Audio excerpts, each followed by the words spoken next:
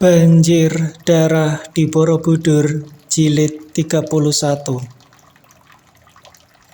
Kalau kerajaan Mataram di bawah perintah Sang Prabu Pikatan makin lama makin jaya dan makmur, sebaliknya kerajaan Sailendra makin lemah dan surut. Sungguh pun agama Buddha yang dikembangkan oleh kerajaan ini makin luas dan makin banyak pengikutnya. Diam-diam Sang Maha Samaratungga merasa kagum akan kepandaian Sang Prabu Pikatan karena ia di dalam waktu singkat Mataram telah bangun kembali, bahkan kini menjadi makin jaya, sehingga sebagian besar wilayah yang dahulu dirampas oleh para raja kecil kini telah kembali. Banyak raja-raja kecil kini takluk tanpa diserang lagi, dan kejayaan Mataram makin bersinar sampai di daerah Sailendra. Sailendra pada waktu itu mengalami dua hal yang amat menggelisahkan pikiran Sang Maharaja Samaratungga. Pertama, karena adanya gangguan dari gerombolan serigala hitam di bawah pimpinan Siddakalagana, pendeta yang sakti mandraguna, penyembah Sang Batari Durga itu. Pendeta itu kini makin besar kekuasaannya, makin berani melakukan pelanggaran di wilayah kerajaan lain.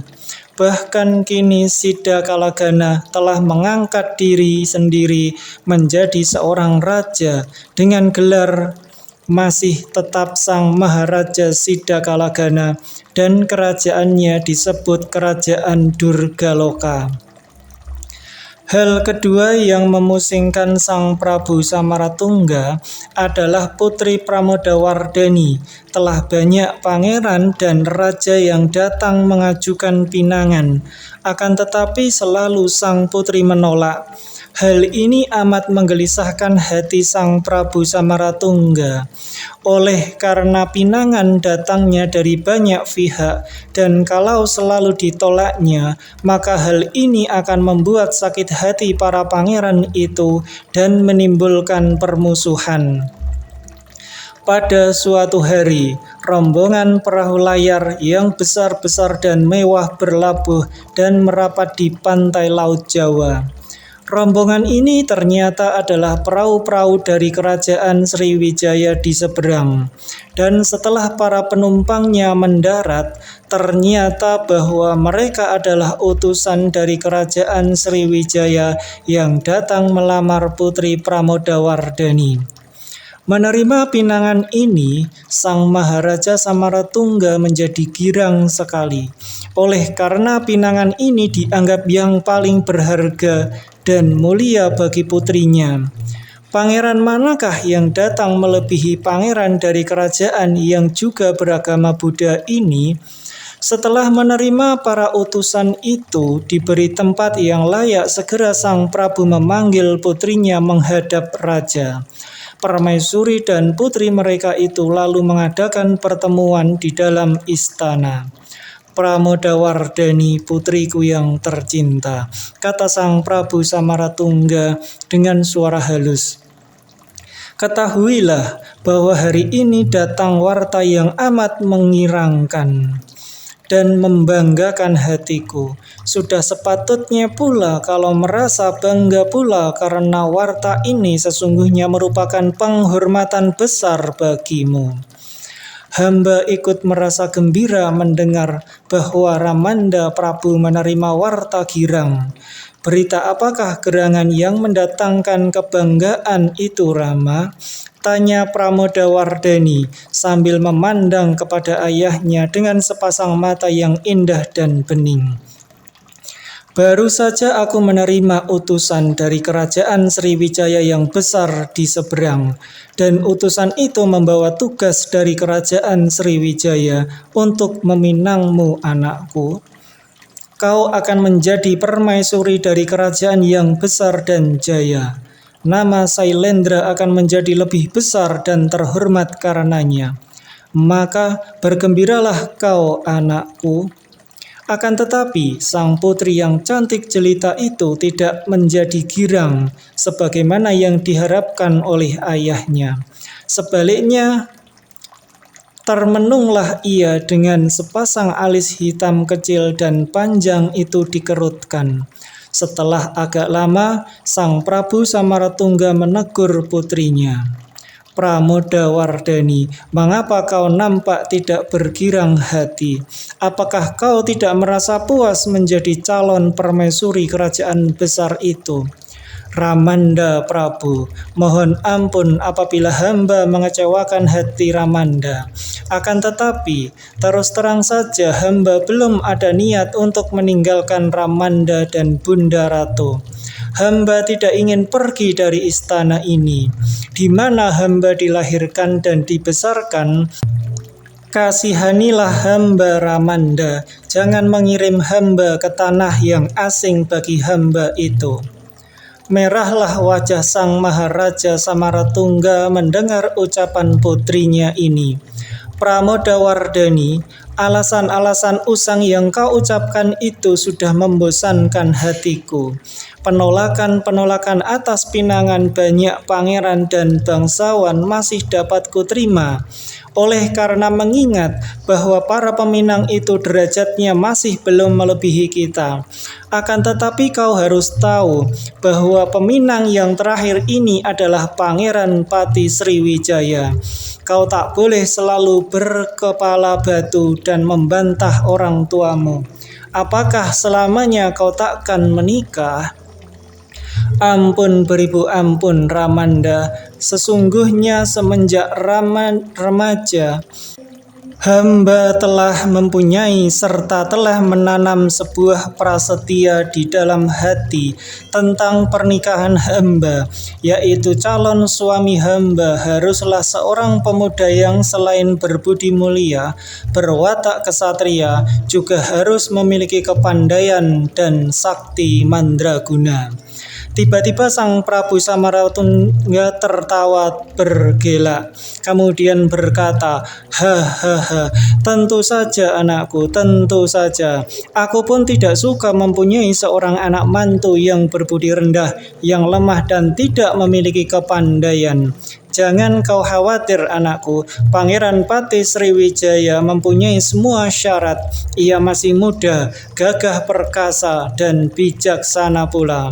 Akan tetapi hamba menghendaki bukti, Ramanda.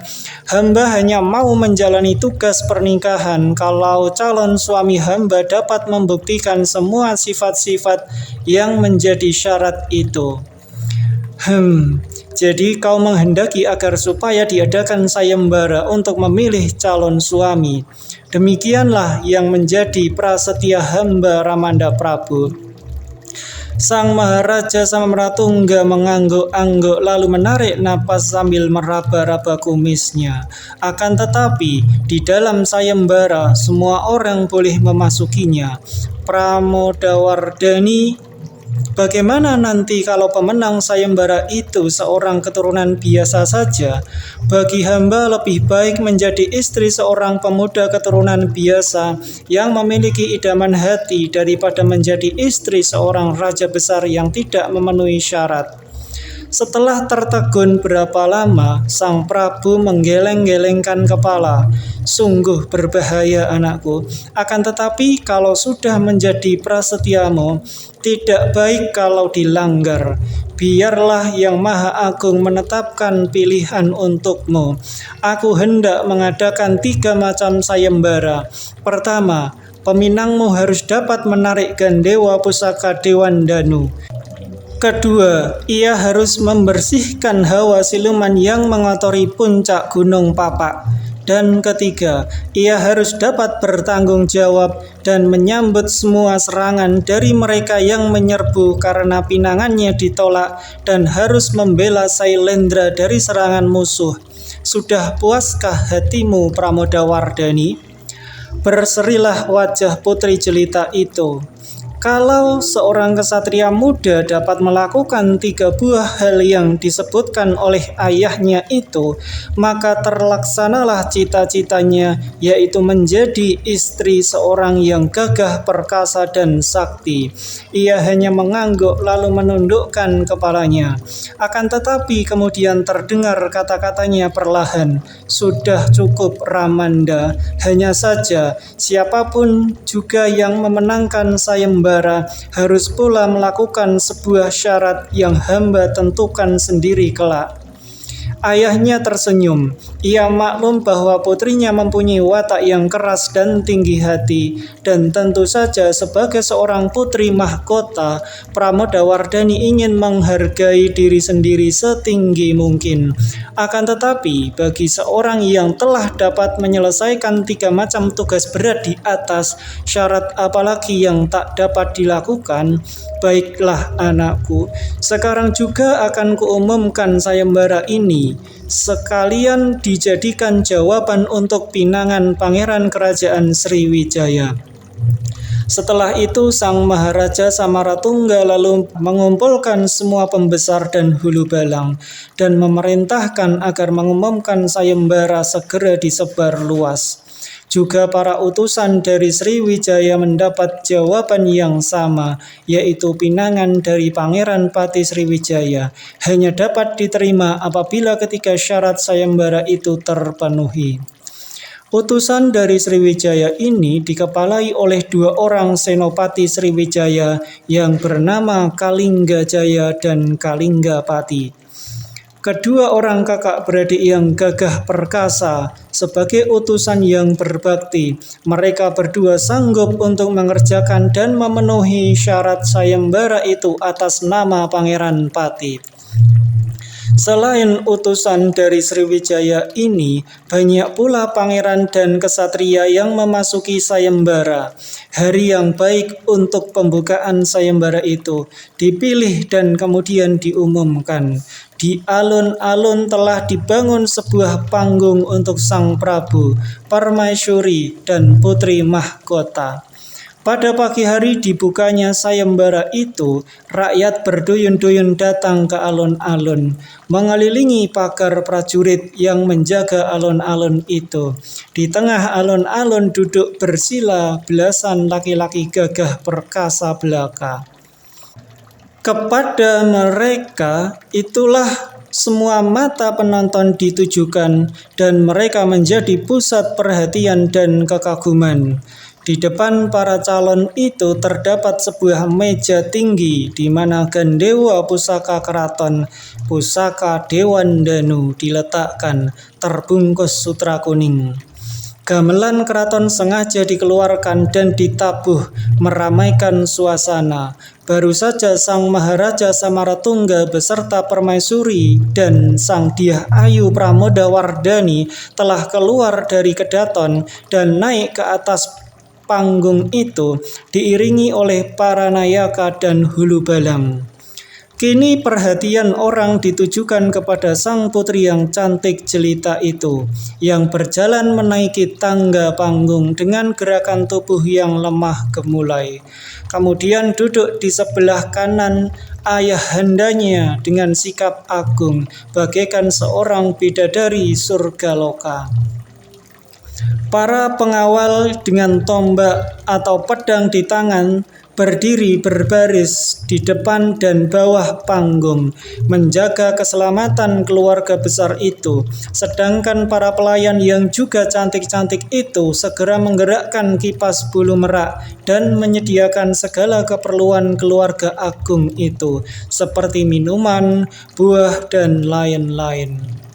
Gandewa pusaka Dewan Danu bukanlah sebuah gandewa biasa, karena gandewa itu adalah milik seorang pemberontak pada zaman pemerintahan Raja Wanita di Kerajaan Keling, yaitu Ratu Shima. Pemberontak itu tinggi besar seperti raksasa bernama Kaladibya, sakti dan memiliki tenaga yang mengerikan.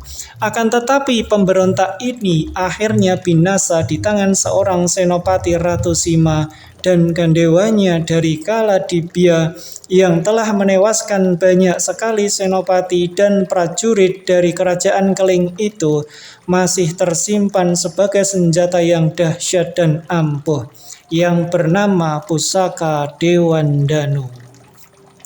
Akhirnya senjata ini terjatuh ke dalam tangan Sang Maharaja Samaratungga dan dianggap sebagai pusaka keraton. Sang Prabu Samaratungga memberi tanda dengan mengangkat tangan kanannya, maka dimulailah sayembara itu. Seorang perwira kerajaan dengan penuh hikmat maju memberi hormat kepada pusaka itu, lalu membuka bungkusannya. Nampaklah sebuah gandewa yang sebesar lengan dan panjangnya hampir 2 depa. Terbuat daripada kayu yang kehitam-hitaman dan mengkilap.